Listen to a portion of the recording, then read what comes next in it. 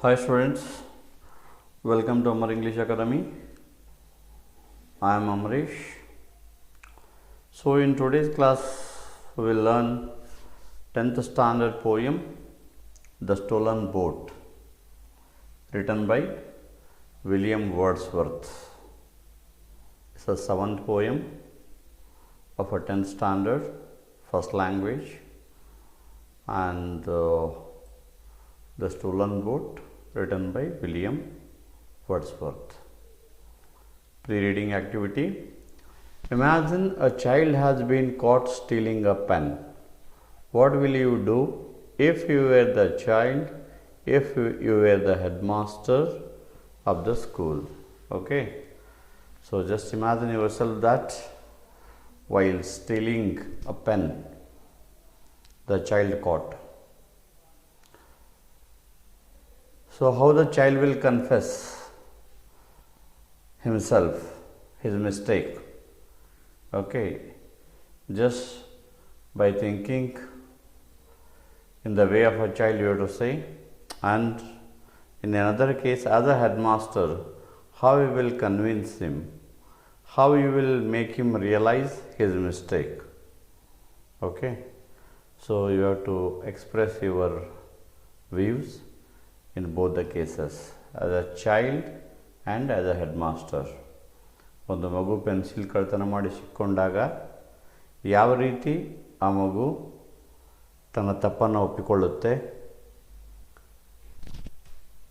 ಮತ್ತು ನೀವು ಹೆಡ್ಮಾಸ್ಟರ್ ಆದರೆ ಯಾವ ರೀತಿ ಆ ಮಗುವಿಗೆ ತಪ್ಪಿನ ಅರಿವು ಮಾಡಿ ಅದರ ಮನಸ್ಸಿಗೆ ನೋವಾಗದಂತೆ ಅದನ್ನು ಯಾವ ರೀತಿ ರಿಯಲೈಸ್ ಮಾಡ್ತೀರಾ? ಓಕೆ, ಸೊ ಅಂತ reading ಆ್ಯಕ್ಟಿವಿಟಿಯಲ್ಲಿರುತ್ತೆ. Okay, this is warm-up activity. Before starting the lesson, so we have to prepare the children for the particular poem or prose.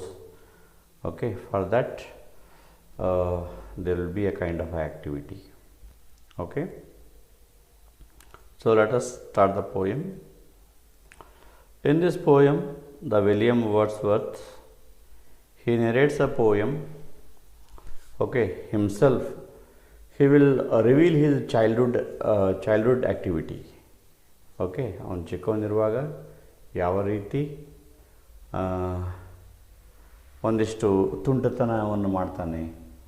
Okay, so all of our childhood will be full of fun and certain ಮಿಸ್ಚೀವ್ಸ್.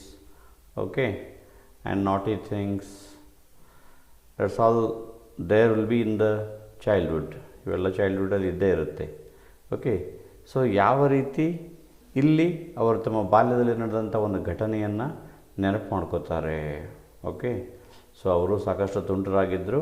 ಒಂದು ಸಲ ಅವರು ಮಾಡಿದ ಒಂದು ತುಂಟತನವನ್ನು ಮತ್ತು ಅದರಿಂದಾದ ಪರಿಣಾಮವನ್ನು ಅವರು ಇಲ್ಲಿ ನೆನಪು ಮಾಡ್ಕೋತಾರೆ. ಓಕೆ, ಸೊ ಅದನ್ನು ಅವರದೇ ಆದ ಧ್ವನಿಯಲ್ಲಿ, ಓಕೆ, ಅವರದೇ ಆದ ನೆರೇಷನಲ್ಲಿ ನಾವು ಈ ಪೋಯಮನ್ನು ನೋಡ್ತೀವಿ. Let us start. One summer evening, led by her, I found a little boat tied to a willow tree. Within a rocky cave, its usual home. Straight I unloosed her chain and stepping in, pushed from the shore. It was an act of stealth.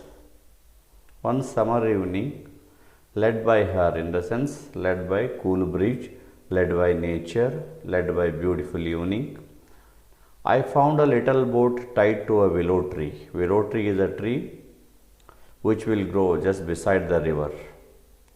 ನದಿ ದಂಡೆಯಲ್ಲಿ ಬೆಳೆದಿರ್ತಕ್ಕಂಥ ಒಂದು ಗಿಡ. ಆ ಗಿಡಕ್ಕೆ ಒಂದು ಸಣ್ಣ boat ಕಟ್ಟಿದ್ರು. Within a rocky cave, it's a usual home.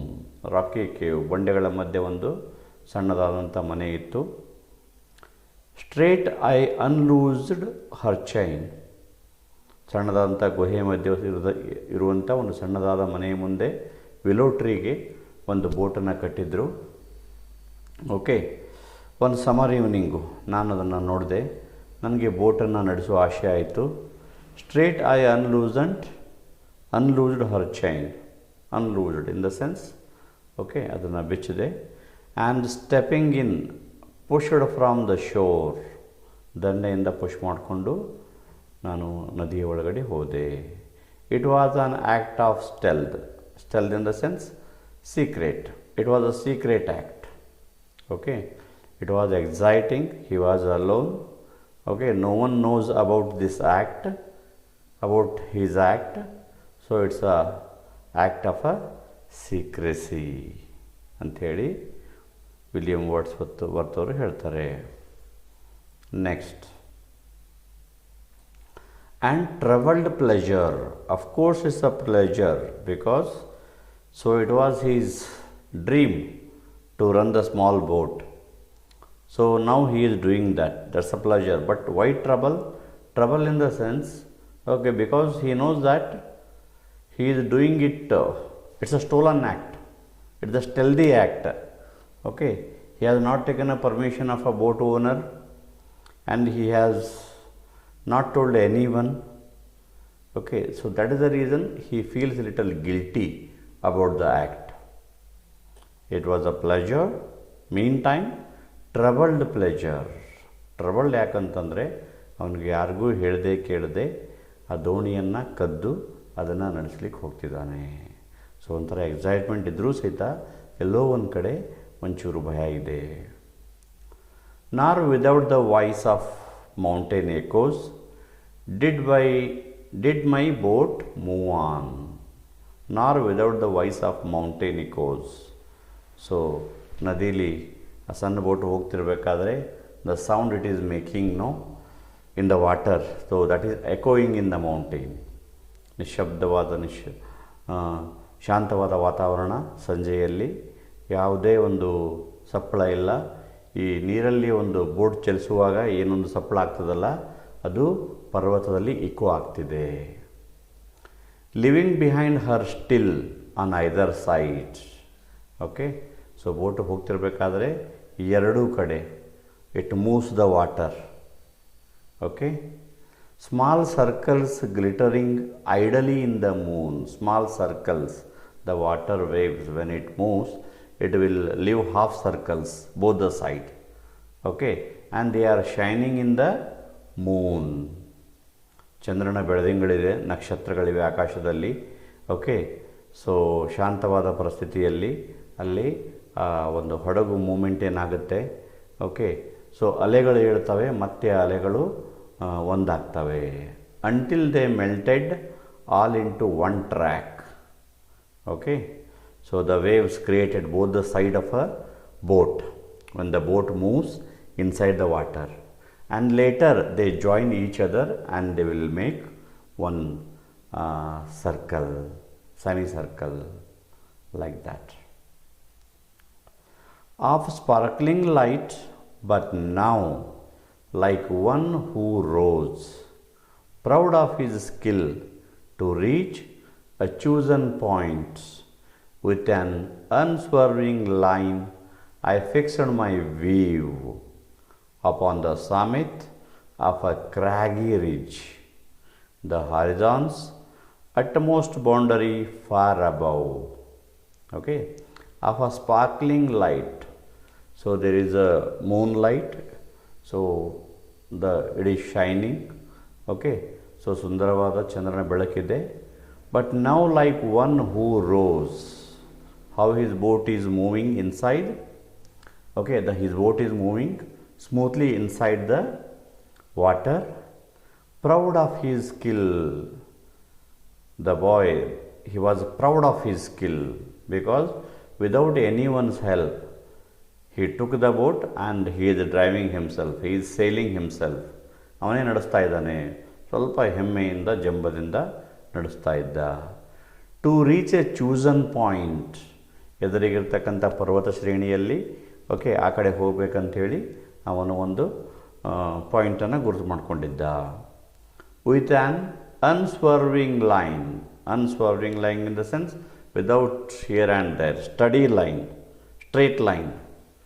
I fixed my view upon the summit of a craggy ridge. Craggy ridge in the sense a rocky mountain which comes in England. Okay, so in the craggy ridge I made my summit. Summit in the sense peak. I made my summit. Okay. So I made my point where I have to reach. ಅಲ್ಲಿಗೆ ಹೋಗ್ಬೇಕಂತೇಳಿ ನಾನು ಒಂದು ಗುರುತು ಮಾಡಿಕೊಂಡೆ. The horizon's utmost boundary. Horizon in the sense end of a land. So far away it appears like the land and sky they joined each other. They meet each other. ಒಂದಕ್ಕೊಂದು ಸೇರಿದವಂತ ನಮ್ಗೆ ಕಾಣಿಸ್ತದೆ. Okay, so that end we call it as a horizon. Okay, ಕಣ್ಣಿಗೆ ಕಾಣೋ ದೂರದವರೆಗೂ ಏನು ಭೂಮಿಯನ್ನು ಕಾಣಿಸ್ತದೆ, ಆಕಾಶ ಭೂಮಿ ಒಂದಾಗದಂಗೆ ಕಾಣಿಸ್ತದೆ, that is a horizon. Okay, for above ಭಾಳ ಮುಂದೆ ಇದೆ ಅದು. Next was nothing but the stars and the grey sky. She was an elfin pinnace.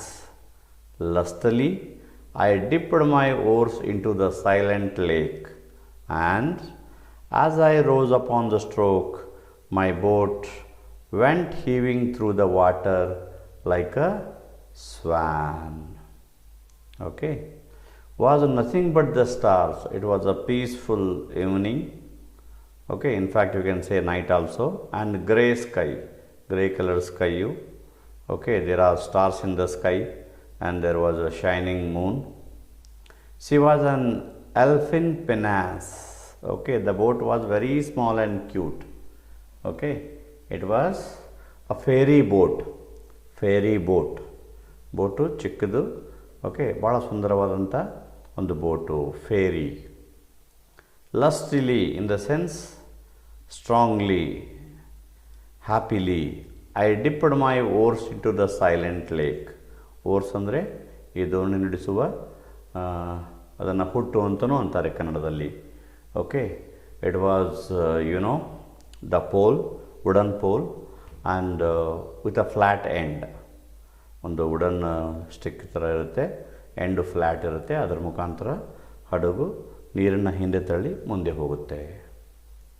I dipped my oars into silent lake. Lake was completely silent. Okay, there was no wind, no strong wind, nothing.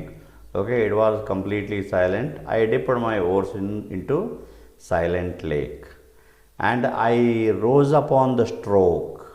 I started moving. Okay, I rose upon the stroke. Okay, my boat went heaving through the water like a swan. In the water, my boat, it is moving like a swan. Okay, so ಒಂದು ಹಂಸದ ಥರ ನನ್ನ boat ಆರಾಮಾಗಿ ಫಾಸ್ಟಾಗಿ ಫರ್ಮಾಗಿ ಹೋಗ್ತಾ ಇದೆ. Okay, ಆ ಥರ ಸ್ಮೂತಾಗಿ ಹೋಗ್ತಾ ಇದೆ. Till now no problem at all. Next, when from behind that craggy steep, till then the horizons bound a huge peak, black and huge, as if with a voluntary power instinct. Up reared its head, I struck and struck again, and growing still in stature, the grim shape. Okay, so when from behind that craggy steep, so ನಂತರ ಏನಾಗುತ್ತೆ, behind that ಕ್ರ್ಯಾಗಿ ಸ್ಟೀಫ್, ಆ ಒಂದು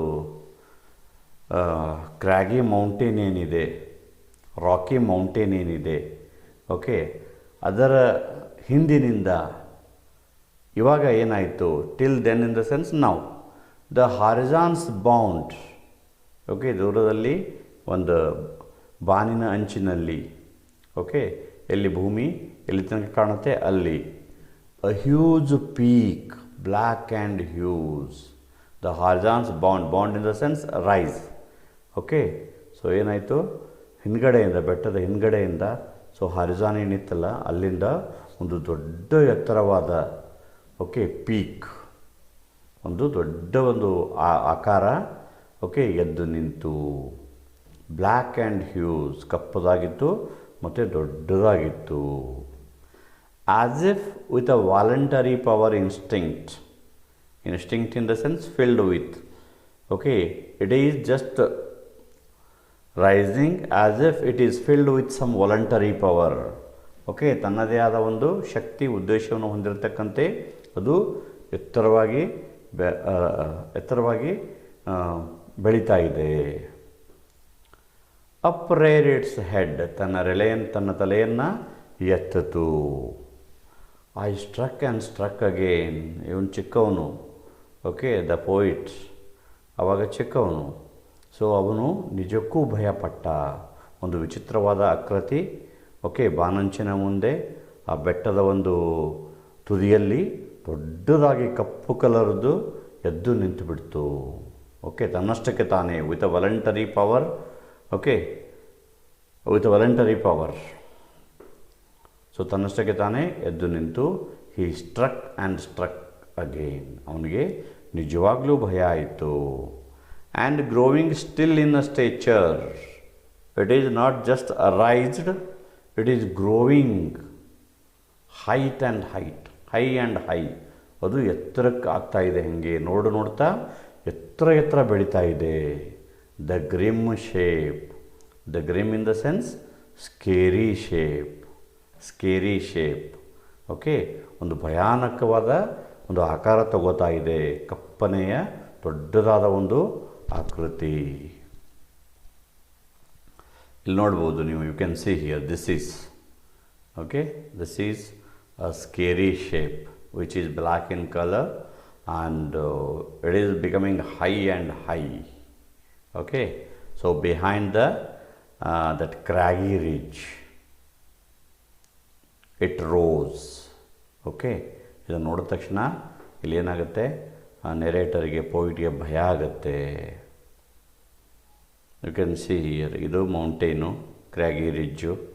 okay, so ಇಲ್ಲಿ ಹೋಗ್ಬೇಕಂತೇಳಿ ಇವನು ಬಾಲಕ ಹೋಗ್ಬೇಕಂತೇಳಿ ಹೊರಟಿರ್ತಾನೆ. ಇನ್ನೇನು ಮಧ್ಯದಲ್ಲಿ ಸಮೀಪಿಸ್ತು ಇದು ಅವನ ಒಂದು ಪೀಕು, ಅಲ್ಲಿಗೆ ಹೋಗಬೇಕಾದಂಥ ಜಾಗ ಸಮಿತ್ತು ಅಂದ್ಕೊಳ್ಳೋಷ್ಟರಲ್ಲಿ ಈ ಒಂದು ಘಟನೆ ನಡೆಯುತ್ತೆ. ಈ ಒಂದು ಸ್ಕೇರಿ ಫಿಗರ್ ಓಕೆ ತನ್ನಷ್ಟಕ್ಕೆ ತಾನೇ ಎತ್ತರಕ್ಕೆ ಬೆಳೆದು ನಿಲ್ಲುತ್ತೆ ಭಯಾನಕವಾಗಿ. Towered up between me and the stars and still for so it seemed with purpose of its own and measured motion like a living thing strode after me with trembling oars I turned, okay, and through the silent water stole my way. Let us see. Towered up between me and stars, ನನ್ನ ಮತ್ತು ನಕ್ಷತ್ರಗಳ ನಡುವೆ ಒಂದು ದೊಡ್ಡವಾದ ಗೋಪುರದಂತೆ ಎದ್ದು ನಿಂತು, and still okay so ಬೃಹದಾಕಾರವಾಗಿ ನಿಂತಿದೆ. For so it seemed with the purpose of its own, ಅದು ಯಾವ ರೀತಿ ಕಾಣಿಸ್ತಾ ಇದೆ ಅಂತಂದರೆ ತನ್ನದೇ ಆದ ಒಂದು ಉದ್ದೇಶವನ್ನು ಹೊಂದಿದೆ ಅದು. Okay with a voluntary power instinct, okay it grown up, it raised and it seems like it is having its own purpose, ಒಂದು ಉದ್ದೇಶದಿಂದ ಓಕೆ ಅದು ಇಲ್ಲಿ ಬಂದು ನಿಂತಿದೆ ಅಂತ ನನಗನ್ನಿಸ್ತು. And measured motion in the sense slow motion like a living thing, ಯಾವ ರೀತಿ ಜೀವಂತ ವಸ್ತು ಸಾವಕಾಶವಾಗಿ ಮೂವ್ ಆಗುತ್ತೋ ಅದೇ ರೀತಿ it is moving very slowly towards me. Strode after me, strode in the sense it is just following, it is coming towards me. With a trembling oars I turned, trembling, shaking, okay, the poet really scared, okay. With a trembling hands, with a trembling oars I turned, ನಾನು ಹೊರಳಿ ನಿಂತೆ. And through the silent water, the river was very silent because it was a night, so stole my way in the sense I found my way, ಶಾಂತವಾದ ನದಿ ನೀರಲ್ಲಿ ನಾನು ನನ್ನ ದಾರಿಯನ್ನು ಕಂಡುಕೊಂಡೆ. Back to the covert of the willow tree, covert in the sense secret place, there in her mooring place I left my bark and through the meadows homeward went in grave and serious mood, but after I had seen that spectacle for many days. Okay, so ಏನಾಗ್ತದೆ, back to the covert of the willow tree. Covert in the sense secret place. ಆ secret place, ಗುಹೆ ಒಂದು ಸಣ್ಣ ಮನೆಯಲ್ಲಿ willow tree ಹತ್ರ ಅದನ್ನು ಕಟ್ಟಿದ್ರಲ್ಲ, ನಾನು ಅಲ್ಲಿಗೆ ಹೋದೆ. There in her mooring place in the sense the place where the boat was initially tied. I left my bark, ನನ್ನ ಬೋಟನ್ನು ಅಲ್ಲಿ ಬಿಟ್ಟೆ. And through the meadows in the sense grass land. Okay, ಆ ಸಣ್ಣದಾದ ಕಾಡಲ್ಲಿ ಹಾಯ್ದು ನಾನು ಮನೆಗೆ ಹೋದೆ. In grave in the sense seriously. And serious mood, but after I had seen. Okay, after seeing that ನನ್ನ ಮೂಡು ಒಂಥರ ಸೀರಿಯಸ್ ಆಗಿಬಿಡ್ತು. That ಸ್ಪೆಕ್ಟ್ಯಾಕಲ್ for many days. Okay, that sight, spectacle in the sense sight. ಆ ಎತ್ತರವಾದ ಒಂದು ಗೋಪುರದ ದೃಶ್ಯವನ್ನು ನೋಡಿದ್ದಲ್ಲ, ಅದನ್ನು ನೋಡಿದ ಮೇಲೆ ನನಗೆ ಬಹಳಷ್ಟು ದಿನ ಓಕೆ ನಾನು ದಿಗ್ಭ್ರಾಂತನಾದೆ. ಓಕೆ, ನನ್ನ ಮೂಡು ಸೀರಿಯಸ್ ಆಯಿತು. My brain worked with a dim and undetermined sense. My brain is not at all working. It become a dim, undetermined in the sense unknown, unclear thoughts of unknown modes of being over my thoughts. ನನಗೇ ಗೊತ್ತಿರೋದ ಏನೇನೋ ಕಲ್ಪನೆಗಳು, ವಿಚಾರಗಳು ನನ್ನ ತಲೆಯಲ್ಲಿ ಬರಲಿಕ್ಕತ್ತದ್ದು.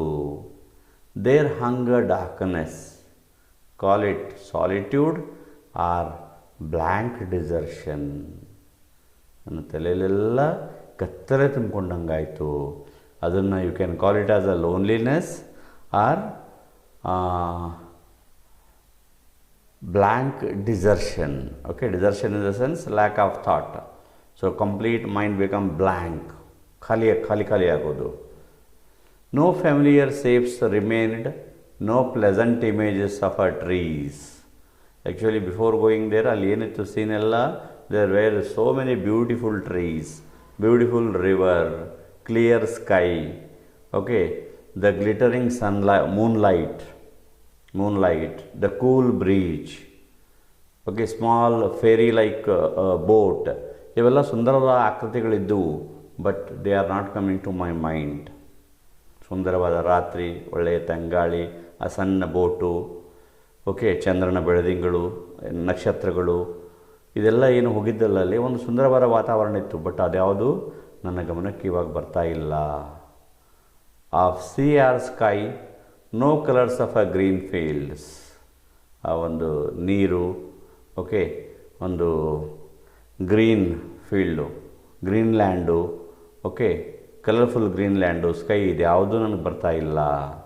But hues and mighty forms, ದೊಡ್ಡ mighty in the sense powerful forms that do not live like a living man moved slowly through the mind.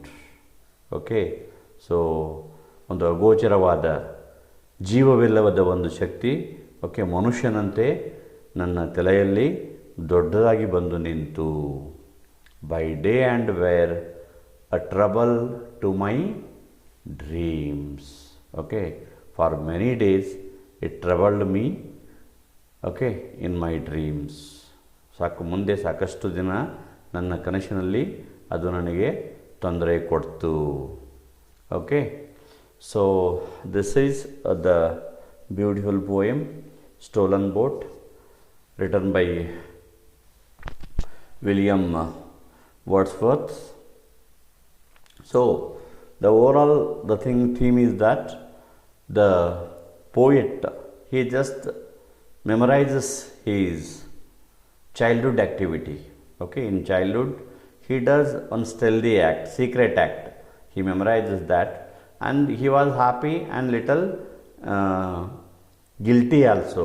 He was happy because he is doing something which he dreamt about. ಯಾವುದನ್ನು ಮಾಡಬೇಕಂತ ಕನಸು ಕಾಣ್ತಾ ಇದ್ದ, ಅದನ್ನು ಮಾಡ್ತಾ ಇದ್ದ, ಒಂದು ಬೋಟನ್ನು ನಡೆಸ್ತಾ ಇದ್ದ ತಾನೇ ಸ್ವಂತವಾಗಿ. Why he is guilty? In the sense, it was a stealthy act, a secret act. He not taken permission of the boat owner. He not informed anyone, and he is doing this secretly in the night. Okay, and that guilty feeling, how it appears, okay, from his mind, how it appears outside. ಹೊರಗಿದ್ದಂಥ ಅದೇನಾದರೂ ಗೋಪುರ ಇತ್ತು, it is not there outside, it is in is guilty feeling. ಅವನಲ್ಲಿರ್ತಕ್ಕಂಥ ಅಪರಾಧಿ ಭಾವನೆ ಆ ರೀತಿಯಾಗಿ ದೊಡ್ಡದಾಗಿ ಬೆಳೆದು ನಿಂತು ಅವನಲ್ಲಿ ಭಯವನ್ನು ತಂತು, ಮತ್ತೆ ಅವನು ವಾಪಸ್ ತಂದು ಆ ಬೋಟನ್ನು ಅಲ್ಲಿ ಇಟ್ಟ. ಓಕೆ, ಸೊ ಈ ರೀತಿಯಾಗಿ, so please read the poem once or twice and read the Kannada summary and English summary, read all the question answers and try to understand the whole poem in English itself, because you have to write the answers in English. Okay, so if you have any questions, so please write in the comments. If you not yet subscribed to my channel, please subscribe. If you like the video, share to your friends and press the like button. Okay, comment and don't forget to subscribe.